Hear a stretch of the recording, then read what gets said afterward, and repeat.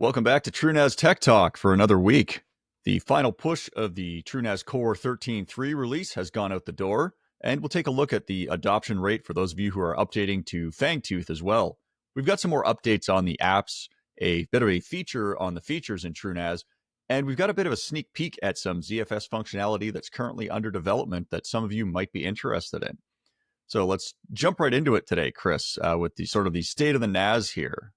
Yeah, sounds like we got a lot of good stuff to talk about. This is going to be a fun one. I'm excited. Absolutely. But we got to at least throw the hand wave out about what's going on. You know, we're in between releases here. Fangtooth 2504.0 went out last month, which is awesome.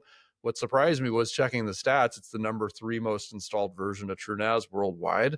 And it's not number 3 by a lot, but just by a little. It's not too far away from being the number 2.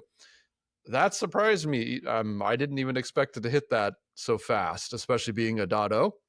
So we'll see. Again, I appreciate everybody trying it, adopting it.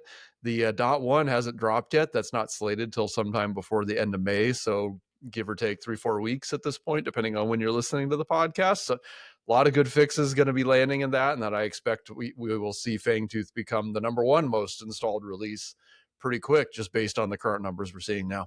Yeah, it's still Electric Eel 2410 in first place, I believe, and then but it's coming up quickly, which makes sense. It's good to see the adoption rate. That tells us that, you know, most things are stable. It's working well enough for folks, so that's great. Again, for a .0, we're pretty happy with that, and we're going to be eager to get the .1 in people's hands soon and see the next wave of people go ahead and hit the upgrade button. So yeah. That's good. That's good. Yeah. Speaking of updates, we pushed that final update. There's a 13.3 U1.2. Is that what we had there? Yeah. Yep.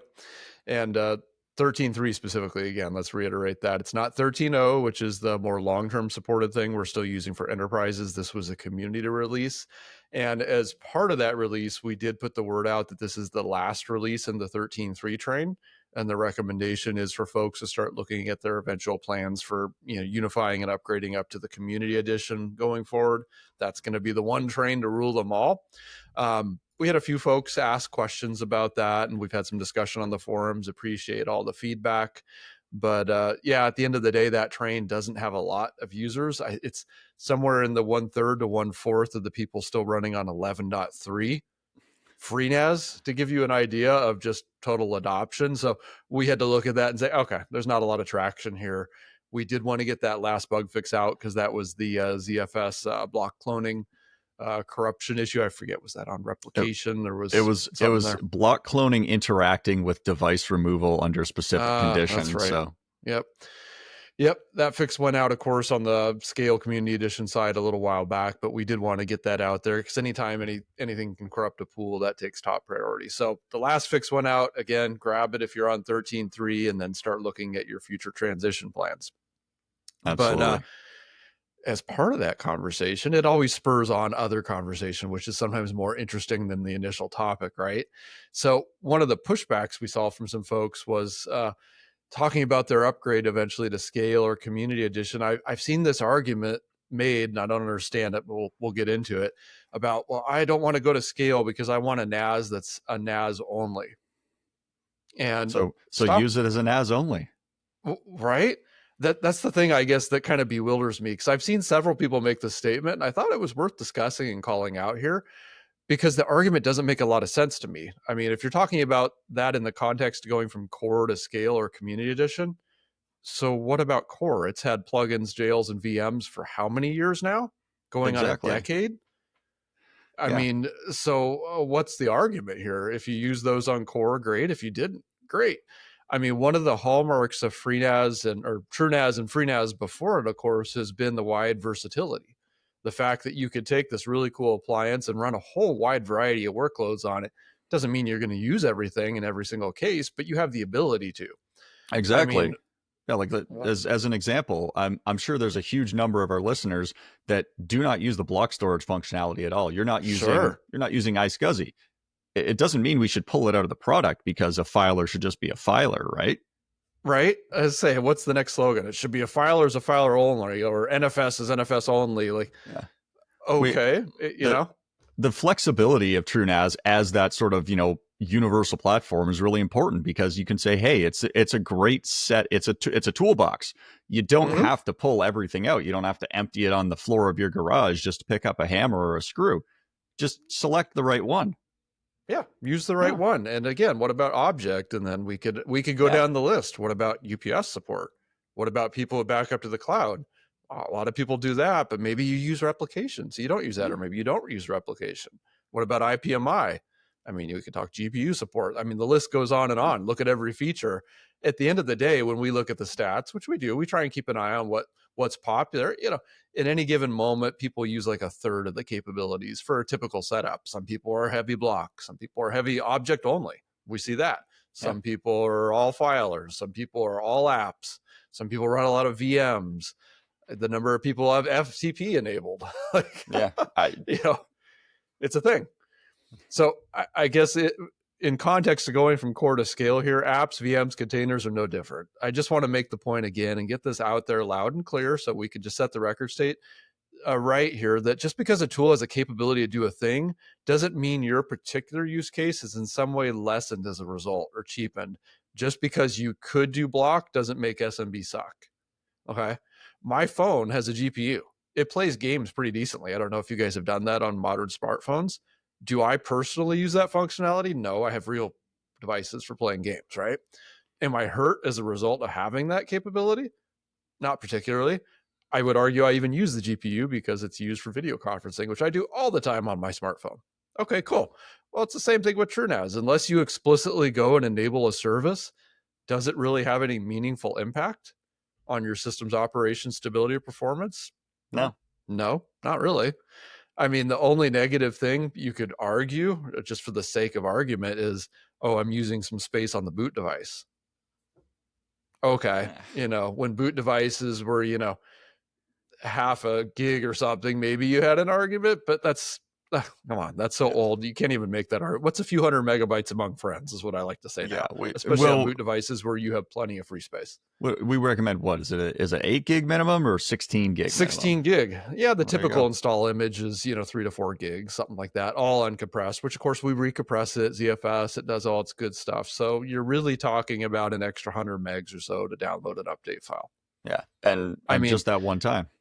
A decade ago, we had some people complaining they were still using metered connections and dial-up, you know, not dial-up, but, you know, very slow metered connections. So I have to go way back for dial-up, but maybe there was an argument to be had then.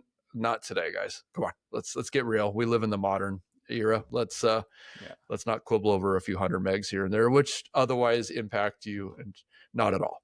So exactly, it's a good trade-off. You know, give up another 200 megs on your boot device to potentially be able to do all of these different things that, you know, you may not use them now, but you may want to explore into it. Maybe you're one of these users at home who's only using SMB off your TrueNAS. You know, who knows, at some point you might decide to jump into that home lab kind of thing and say, sure, well, hey, I need to do something with iSCSI. I got a hypervisor going. I want to share this over my my TrueNAS storage over to that thing. You'll flip convenient. on. Yeah, it sure is convenient to be able to say, well, I've already got I've got an SSD in here, or I'm just going to do it with L2ARC or with caching or something off of my spinning drives. Let's try this out. And you say, hey, it works. It's the same, you know, UI that you're used to. You don't have to install, you know, the TrueNAS block version or something instead of TrueNAS file. It's better for us to have that common code base for everything to work on as well. Yeah, absolutely. So again, it's just an interesting thing to bring up because I've seen this argued time and time again. Just figured it was worth addressing here kind of once and for all on what our viewpoint is on it, and why that argument doesn't hold a lot of water with me these days. So sorry if I'm not sympathetic. It is what it is. That's right. Yeah. So we have some other interesting news we should hop into today about the TrueNAS app market. Yeah, I was going to say, while we're talking about functionality and extending the things TrueNAS can do, let's talk about the apps marketplace that we launched now as a sort of a website, Chris. So that went live. We had a blog go out last week, some mention of it on the forums. That's over at apps.truenas.com if you want to spin it up in a tab right now and go take a look. If you haven't checked it out yet, you really should. It's really cool. It's getting a lot of new great content, tutorials. If you looked at it last week and you're taking a look and you're hearing us talk about it now, you might want to check it again. It's even been updated this week with some other great information about how to deploy apps, tutorials, how-tos, all that good stuff. There's even a particularly nice feature that I love, which lets you see what kind of popularity applications have in the kind of wider TrueNAS user ecosystem. So I'm going to take a moment and harp on this for a second, because this is a fun little distinction. We didn't cheat. I've seen some other NAS solutions where what they do is they just report downloads of applications. Like I saw one in particular, I won't call them out by name and shame them, but they were just pulling the download metric off a Docker Hub. Okay, that's a metric. Yes, it is a number. Yeah. You can get a downloads number, but that doesn't really tell you how many people are currently using it. That could be very historical. It could be that 90% of people throw it away after the download because it's garbage. I mean, I don't know. That's a tough metric for me. So the metric we key in on is active usage of the app. So you'll see different like awards and kind of certificates on the different apps there that say, hey, it's platinum or it's gold or whatever, because it has this many active installs, which is key. That gives you an idea of today, right now, as of this moment, that is a very popular application with a lot of people using it and running it. And it helps steer you in a direction, especially because of the way Linux and apps and the ecosystem is. There's so many different things for the same problem. A lot of competing solutions out there, which is a great thing. Having a lot of choice is not bad. But now you can go look and say, okay, what are the top 3 most popular ones in that category? And, let that steer your decision making accordingly, potentially. Exactly. You can look and see, what are the ones that are likely to have the largest amount of resources for if I need assistance, be able to find this as a popular keyword for a YouTube tutorial or something else that maybe we've linked directly below on the apps marketplace. But you can look there and say, hey, quickly, this one has, 5,000, 10,000, 20,000 people actively using it. Yeah. It's probably a pretty good testament to its reliability as well as its popularity. And again, these are TrueNAS specific numbers. Like Kris says, we're not just going to, the Docker Hub and assuming that because 1 million people downloaded it, suddenly, there's a million people that we can attribute it to. No, we're saying this is the number of people who are actively running this app on TrueNAS. On TrueNAS and using it day in, day out. That's important because, again, maturity and being able to trust. And you can see the trends too. What was interesting, I noted, is Jellyfin's now in that 20,000 plus category, right up there with Plex. That wouldn't have been the case, say, a year and a half ago. So that's cool. It's cool to see that. You can see what's kind of gaining steam and traction. Yep. I'm a Jellyfin guy over Plex myself, Kris. So. Yeah, I've got that set up as well. So it works pretty darn well. Pretty happy with it. All right. So speaking of things happening in the industry, though, this is where we get to have a little fun and go off the beaten path a little bit here. Interesting article I saw this week. Actually, a slew of articles have now been written, of course, about Microsoft pushing the recall feature kind of to the forefront again. This made some noise about a year ago and then kind of went dormant for a while. And now it's starting to rear its head again. So for those who don't know what feature we're talking about, the Microsoft recall feature is something that's happening in their Copilot Plus enabled PCs, which basically I can run a local AI on my desktop, right? Yeah. This is a Windows 11 thing. Yeah. So those of you still hanging on to Windows 10 until October, don't worry, you're safe from this. You're good for a while. But I guess recall going live means on these newer classes of systems running Windows 11 has the hardware capabilities. Recall allows for monitoring your desktop applications and basically is using optical recognition to record, index, and catalog everything it sees on your screen. Okay. So let that sink in for a moment. Everything that shows up on your screen. Back in the day, we called that a remote access Trojan. Yeah, or really bad malware, spyware, like all that good stuff. But, Microsoft has their reasons, and I'm sure on the, we'll give them the benefit of the doubt. It's the way they marketed it as, you can search for things that happened on your desktop and talk to the AI, and it knows how you use your system, which I get. There's probably some benefits there. I personally don't have a lot of use for that, but interesting. But, of course, it does open up a little bit of Pandora's box with regards to privacy now. And we're already seeing articles written about this, like, it's not so good about filtering out my bank information. And because, we all open up our banking information in our browser. And if that shows up on your screen and your desktop's recording that and transcribing that, that's maybe not what you wanted. Yeah. Another one in particular is messaging applications. How many of us use things like Telegram, Signal, WhatsApp? You name it. There's a whole bunch of them out there. But a lot of us use those on our desktop in addition to our phones, right? Yeah. Even if it's something that's not that kind of private conversation, I've got my work Slack chat up, Kris. How's Microsoft going to know what is or isn't private company IP that, maybe we're talking about in a sidebar. Should it be recording that? I don't want Microsoft reading our, internal development notes between the two of us.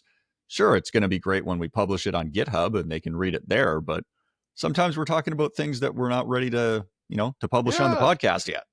You need to feel the freedom to be able to talk and noodle on ideas and experiment, trusting that it's not going to go public till you're ready, right? Now, in Microsoft's defense, they're saying, oh, it's not stored in the cloud. It's all stored just in your local desktop. Okay. Those have always been very resistant Microsoft Windows desktops. That they never get compromised, especially remotely, well, this is right? True. So we really have nothing to worry about, Chris. And it is protected by a 4-digit PIN code, which I'm sure there's like 10,000. There's 10,000 of those, Chris. How long is that going to take me to type? Absolutely. So again, risk is very minimal because, certainly nobody would ever put their date of birth or, their birth year in there as the 4-digit PIN code, or use the same PIN code for 20 other things like their ATM and all that. So it's just sure it's good. It's just 1, 2, 3, 4 or 1, 1, 1, 1. That's, you shouldn't worry about it. But the particularly insidious thing that I found reading a couple of these articles was talking about, it's less about what you're doing on your desktop, and you have to worry about who's on the other end of the screen now, right? I may not be using Recall. I'm running Linux here, okay? But if I'm chatting with somebody on work Slack or Signal or something else, and they have it hooked up to their Windows desktop, and it's a private conversation, or what I think is a private conversation, and that's being recorded, am I having to worry about their internal security practices now, and the risk of them losing their laptop or getting hacked or compromised, or, grandma loaded malware? Yeah. So you can imagine this is giving a lot of heartburn in corporate environments as well, because not all employees treat security the same way, as you can imagine. Anybody who's worked a big company knows that. Anybody who's worked in a big company is always fond of those phishing test emails that you get. That for some of us, they're blatantly obvious, and for other people, well, maybe not so much. And so anything, it's an interesting thing. It's one of those things we're just going to have to keep an eye on. We all need to pay attention to. Privacy is important. Features are important too. And there's always that kind of tension between the two of, we want to add this shiny feature, but what's the downside of the moment we do this?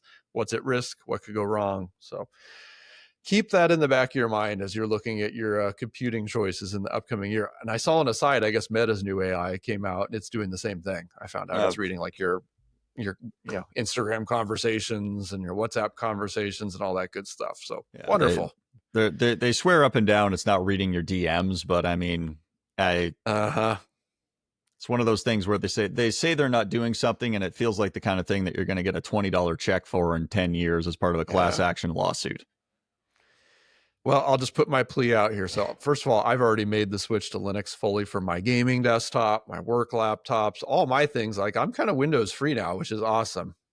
But I have children, and the children like to play Roblox and Fortnite and all that. So if Valve or anybody who works on Proton or Steam, please get that anti-cheat stuff working so we can get our Roblox and Fortnite in wine. That would be awesome, because I would sure love to get my kids' desktops off of Windows. Now, granted, they're not running Windows systems that are capable of this yet, but at some point I'm going to refresh the hardware, and it would be nice to be able to put them on something different. Yeah, exactly. There's a couple things that I'm still waiting for, but it's really just the case that my Windows desktop is pretty much solely for gaming.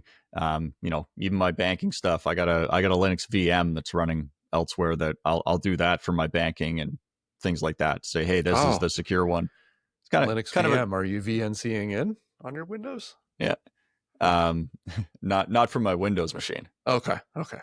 I'll say that got me thinking. Like, is it watching what you're doing in a VNC session? Yeah, it probably is. Is. It's scraping the desktop. It sees all. It knows all. The eye of Sauron going on there for Microsoft. But hey, how about a different option for your kids for gaming? I mean, get rid of the PC. Those PCs are no good. Consoles are much simpler, right? So what'd you do lately, Chris? I'm sure they're safe. So everyone knows the Switch 2 pre-orders went live a couple weeks ago. That's a big day in the Moore household here. That's a big deal for us. New console launch day is huge. So now, in ye olden days, we used to go line up in front of ye olden GameStop, the brick and mortar stores that used to exist. And you'd wait outside in the miserable rain and cold and snow, depending on the time of year when it launched. And that was a family tradition. Like, that was a big deal. The camaraderie is standing there with, 50 other freezing nerds in the rain was great, so you could be up till midnight and hopefully get your pre-order or buy the system, back before they did the pre-orders. But anyway, me and my kids went and did that this time around. It was, of course, all online, and we had it all gamed. It was sweet. Everyone had their different accounts for all the different retailers set up, and midnight came. We all started refreshing and getting in the queue, and I'm pleased to report success. We did manage to score a few pre-orders. Myself and a couple of the kids got their Switch 2 pre-orders, so that was cool. It was fun, although I was a little nostalgic that we didn't get to go somewhere and stand in line, because that used to be fun too. Yeah. Well, the last console I think I bought on launch day was the Wii U, and I still have it. I still enjoy that thing. I think it was underrated. I liked that system. Yeah, it was a good system. Not a good seller for Nintendo, but still it was a solid system. It had their good first party titles like they always do. Now Nintendo, again, hopefully with the Switch 2 now, it's got enough power to bring some of the third parties back, which, did you see the Elden Ring guys are making a new kind of exclusive game? Yeah, Elden Ring, Cyberpunk. So there's definitely a lot more. Yeah, there's definitely a lot more grunt available in the Switch 2. I mean, you guys know I'm a GPU nerd. I like going into all these things. I think it'll just be interesting to see, that much. I wonder how much of that is going to be influenced into the handheld gaming. All the Steam Deck, the ROG Ally from Asus, and the Switch 2. We're seeing a bit of a resurgence in handheld gaming. I kind of like it because it just feels different. Maybe we're all, our generation is nostalgic for the days of, the spinach green Game Boy pixels back in the car, trying to play it by passing streetlight or whatever, because you had no backlight. Absolutely. No, they made those little like add-on lights you put on the top that front glowed over your Game Boy. They were all crap, but For those of you who know what we're talking about, make sure you take some ibuprofen before you do any heavy lifting this weekend, all right? Because your back probably needs it. We're showing our age here, but I know you're a GPU guy, so I have a feeling instead of new console launch, you're going to be the Battle Mage launch guy, because I keep seeing rumors that there's another more powerful one coming. I keep seeing these rumors of confirmed, denied on the Intel stuff. I'm actually more interested in a lower powered Battle Mage, because we still don't have an alternative to that little ARC A310 that is really popular for our video decoding crowd. Now, I will state again, I said it in the past, Battle Mage is not quite ready yet for TrueNAS. So don't go running out and buy a B570 or a B580 and expect it to work off the top. I've got one myself. It's not ready yet unless you're prepared to spin up a VM inside TrueNAS or some other way in order to get it working. So, but I'd like them to make like a B310 or something, one of the little tiny cards, something like that. Great for video decoding. I miss the days where you could have a video card that didn't require, an electrical engineer to hook it up and make sure it didn't overheat and catch fire. Not looking at any one company in particular here. No, not at all. Yeah, not at all. All right. Well, I was going to say that does bring up an interesting topic about, in-tree kernel drivers versus out-of-tree. And, I get it. Everyone loves to have everything in the kernel. It's all neat and tidy. It's integrated. But there is something to be said for some of these out-of-tree drivers, because it is annoying to say, oh, the Battle Mages are out and I can't get it because my Ubuntu runs this kernel or my TrueNAS runs that kernel. And, it's tough to go and just wholesale swap kernels out, because usually there's a lot of other things that are impacted by that. So it was kind of nice. The NVIDIA driver, granted, it was proprietary. Don't love that piece of it. But having it out of tree, there was a benefit to that, because I could go grab the latest card, install the driver, and keep on truck and start playing games. Yeah, so, exactly. And in that front, though, there's the same thing where if it's proprietary, you're kind of beholden to whatever that company's whims are. And we've seen some requests for people saying, hey, can you enable support for these their legacy driver for NVIDIA? And at this point, the reality is that legacy driver, you're talking about cards that are probably over a decade old at this point. Maybe it's time to buy like a P400 or something that's a little bit more recent. I know maybe sometimes size constraints and thermals can be a challenge with that, but that's what that A310 is for, right? I'd argue the thermals will be better in the newer cards, because they should be more power efficient, not just massive space heaters. But who's that's running their old Voodoo 3D FX still? Come on, or Banshees, those.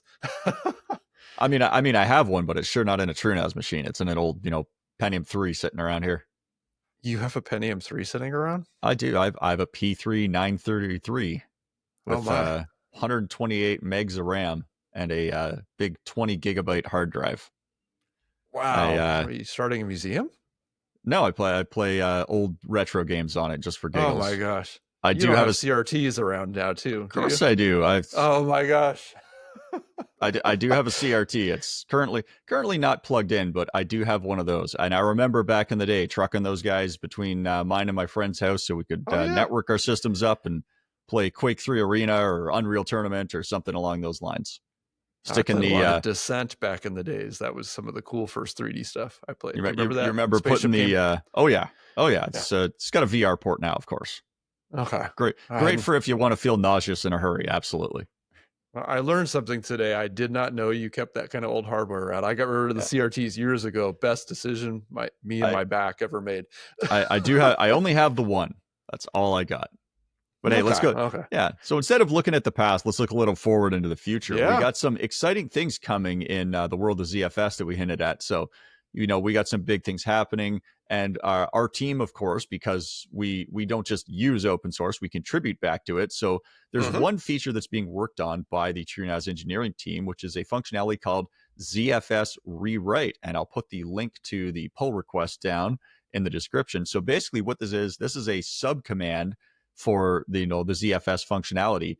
And what a lot of people are asking is, hey, after I do a new Vdev or I expand a Vdev in place with that RAID Z expansion, they say, well, none of my new data's on there. How can I rebalance it? Or if I've added 6 new Vdevs, if I add a whole new shelf, how do I reflow that data over there so I can gain the Mm-hmm. benefit of all these extra spindles? And that's what this ZFS rewrite functionality is intended to do, Chris. Yeah, absolutely. People have done this manually for years now. There's been a lot of hacky, shell scripts, Python scripts that'll go walk the tree and do a variety of, moves or copies, which is just ugly. That's a bad way to do things Yeah. because now you're manipulating things kind of on the file side, and you got to make sure, times don't change and contents don't. I mean, it's just ugly. Don't do that. Yeah. I mean, Yeah. I get it. That's the only option we had, but It's there's the got to be a cleaner way, right? Yeah, the big challenge with that one is really, people will talk about, file range locking and things being modified, but a lot of people say, no, I just do it at night when I'm not using my system. Okay, but it's really going to mess with your snapshots. Mm-hmm. That's what it's going to do. You're basically going to use twice the space unless you nuke all those snapshots. And Yeah. hey, maybe some people don't have the overhead. If you're one of those people who has, 75% free space in your pool, well, you might be fine with that. You'll let it copy over. You'll wait till your snapshots expire after a couple of weeks or months or something, and you'll be fine again. But for those of you who are at 75% used, well, that's Mm-hmm. not an option any longer. And I don't Yeah. think you're going to want to destroy a bunch of old snapshots just to rebalance. You're probably Yeah. making that choice to say, I'd rather keep my data safe than have it be that tiny little bit faster. Yeah. Well, let's do this. I'm going to read out the actual as part of the pull request. There's always a motivation and context, and then a short description that explains what it does. So we'll throw it out there, whet your appetite, and imagine what this will do for us in the future. So the motivation: for years, users were asking for an ability to rebalance the pool after a Vdev addition, to defragment randomly written files, or change properties for already written files, etc. The closest option would be either to copy or rename a file or use the send, receive, rename of the data set. Of course, all these options have some downsides, which we just talked about. But the description of what this thing does is this changes to introduce the new ZFS rewrite subcommand that allows the rewrite content of specified files, plural, or could be a whole directory, walk the tree, as is without modification. That's key. But at a different location, potentially compression, checksum, dedupe, copies, or other parameter values that may have been changed or set after the file was written. It's faster than read plus write since it does not require data copying to user space. Super important. You're not copying out to a userland tool. It's doing all this extra work.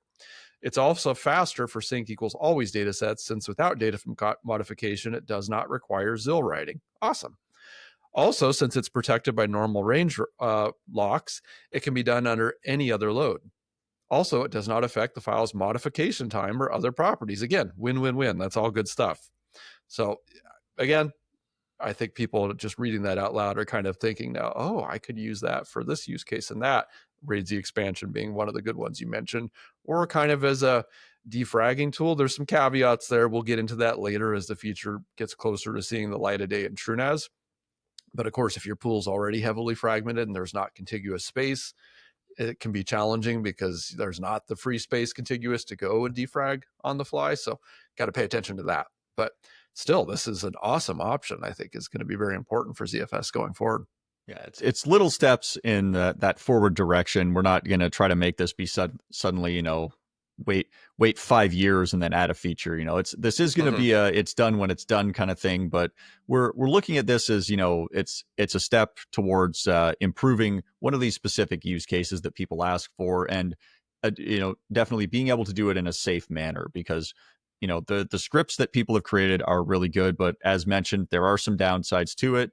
Whether it's the snapshotting or the safe read writes on them, it's just a little bit better to have it something that's inherent into ZFS itself. Yeah, and of course, the $1 million question people will be asking in the comments, so we'll address it now: is when do I get this? When do I get this? It's got to go through its process. This is a pull request. Again, we've got the link. You can go take a look at it. You can watch it, monitor it. It's got to land in upstream ZFS first. That's how we like to roll. More people, more eyes. Make sure it's nice and solid before we bring it into TrueNAS. And it's got to go into a ZFS release. So it could be backported to the 2.3 branch. So if it lands in one of the dot releases, that might make it come into TrueNAS sooner. Realistically, at this point, it's probably 2026. I don't think it'll land in the fall release. So sorry. But maybe in the April release for next year. We'll see. Stay tuned. We will, of course, talk about it more as it gets closer and imminent. Absolutely. Well, hey, that's our show for this week, Chris. So thanks to everybody for tuning in to TrueNAS Tech Talk again.